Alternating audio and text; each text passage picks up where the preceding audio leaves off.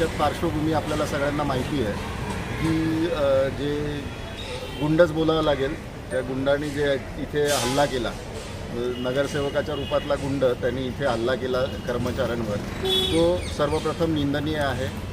त्याच्या विरोधात त्यांनी जे आंदोलन पुकारलेलं आहे किंवा त्यांच्याबरोबर आम्ही आहोत, त्यांच्या समर्थनार्थ पत्रक द्यायला आम्ही इथे आलो होतो. आता तुम्ही मगाशी जो प्रश्न विचारलात की तुम्ही काही पत्रकं दिलेली आहेत का या सुविधांबाबतीत, तर आम्ही तुम्हाला एक मागच्या वर्षाचा इतिहास सांगू इच्छितो की आम्ही या गोष्टीसाठी 5 दिवसाचं आमरण उपोषण केलं होतं मार्च 2025 7 तारखेला.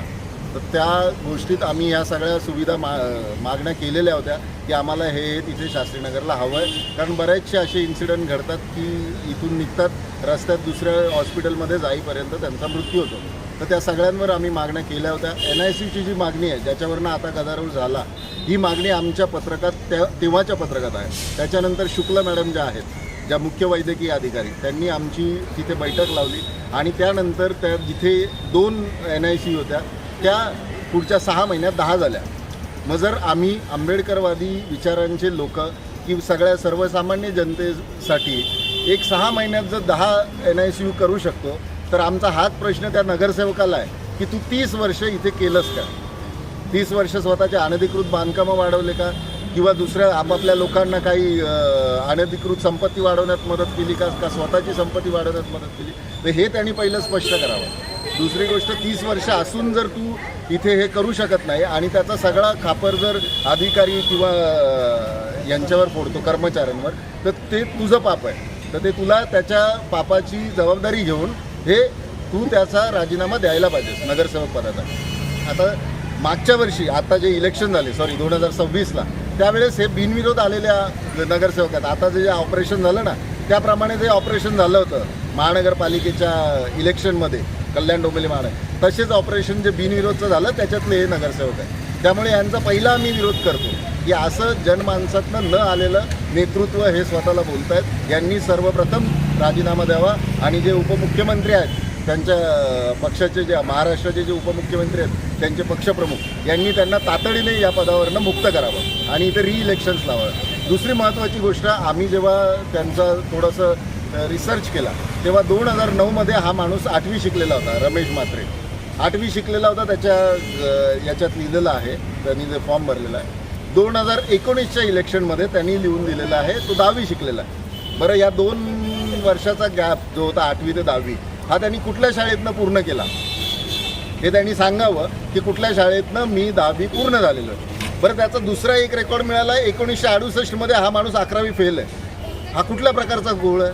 2008मध्ये 2009मध्ये हा 8वी, 2019मध्ये हा 10वी, 1968मध्ये 11वी फेल.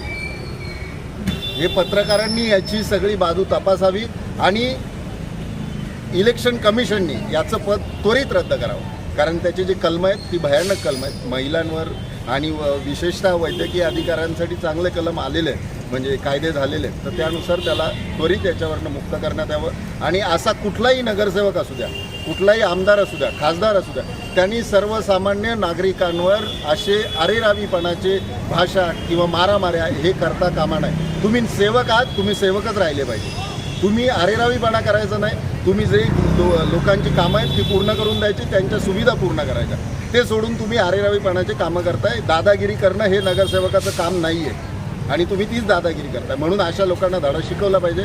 एवढं बोलून मी सगळ्या जनतेतर्फे म्हणजे आंबेडकरवादी संघटनांतर्फे परत एकदा प्रशासनाला हे सांगू इच्छितो की आम्ही सर्व आंबेडकरवादी संघटना तुमच्याबरोबर आहेत, पक्ष तुमच्याबरोबर आहेत.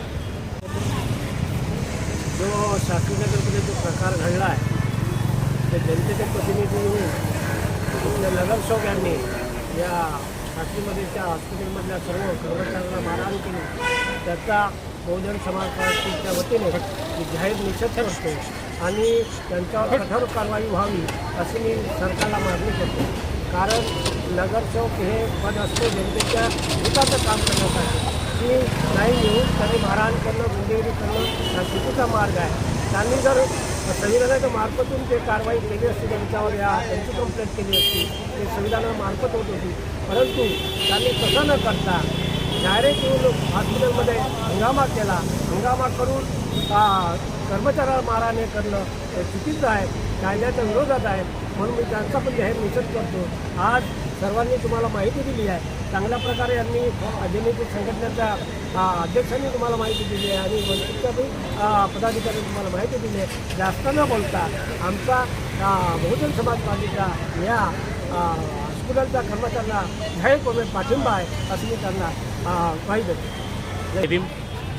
दिनांक 7 जुलै मंगळवार 2026 शास्त्रीनगर हॉस्पिटल डोंबिवली पश्चिमेला जे KDMCच्या अंतर्गत येतं ते हॉस्पिटल, त्या ठिकाणी एक खूप मोठा निंदनीय प्रकार या ठिकाणी घडलेला आहे. इथले स्थानिक नगरसेवक जे आहेत त्यांनी या ठिकाणी हॉस्पिटलमध्ये येऊन हंगामा केला. काही डॉक्टर आणि कर्मचाऱ्यांना मारहाण केली, अवारवे शिवीगाळ केली. तो खूप निंदनीय प्रकार आहे. आणि बघा, प्रत्येकाला या ठिकाणी संविधानाने दिलेल्या हक्काने अधिकाराप्रमाणे प्रत्येकाला कोणत्याही गोष्टीच्या अन्यायाविरुद्ध लढण्याचा अधिकार असतो आणि त्याप्रमाणे इथून डॉक्टरांनी काही त्यांच्याविरुद्ध कार्यवाही केलेली आहे. त्यासाठी समस्त डोंबिवलीतील आंबेडकरीवादी पक्ष, संघटना, लोक आणि जिथेही अन्याय आहे त्यांच्याविरुद्ध उभे राहणारे लोक एकत्रित येऊन या ठिकाणी त्यांचा आम्ही जाहीर निषेध करतो.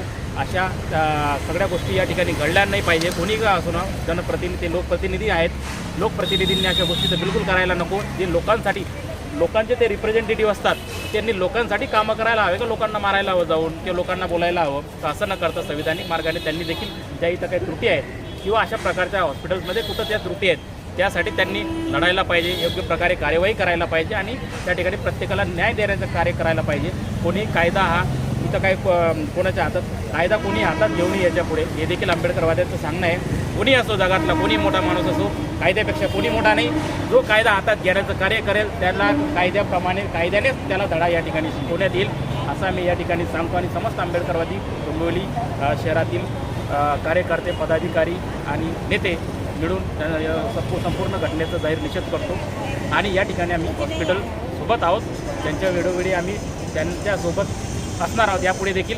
आणि ज्याही काही या हॉस्पिटलमध्ये त्रुटी आहेत त्यासाठी प्रत्येकाने सांगितल्याप्रमाणे की वेळोवेळी या ठिकाणी त्यासाठी आंदोलने वगैरे मोठ्या सगळ्या गोष्टी निघालेल्या आहेत, तरी देखील अजून देखील त्या प्रकारच्या सुख आणि सुविधा या ठिकाणी उपलब्ध झालेल्या नाहीत. त्यासाठी सुद्धा पुनश्च आम्ही प्रयत्न करू आणि लोकांना कसा न्याय मिळणार, प्रत्येकाला कशा या ठिकाणी एक हॉस्पिटल आहे, गव्हर्नमेंटचं जर ते हॉस्पिटल आहे तर त्याप्रमाणे सुविधा त्या ठिकाणी लाभायला पाहिजे. सर्वसामान्य जनता आहे, डोंबिवली शहरामध्ये देखील 80-90% सर्वसामान्य जनता आहे. त्यासाठी जर हॉस्पिटल खोललेलं आहे तर तिथं त्या सुविधा असायला पाहिजे. त्यासाठी देखील आम्ही सर्वजण प्रयत्न करू आणि याप्रमाणे असंच आम्ही एकीने सर्व आंबेडकरवादी डोंबिवली शहरामध्ये एक म्हणून एका ताकदीने आम्ही प्रत्येक ठिकाणी यापुढे उभे राहू आणि जनतेला न्याय देण्याचं कार्य करू. एवढंच बोलतो आणि थांबतो. जय भीम.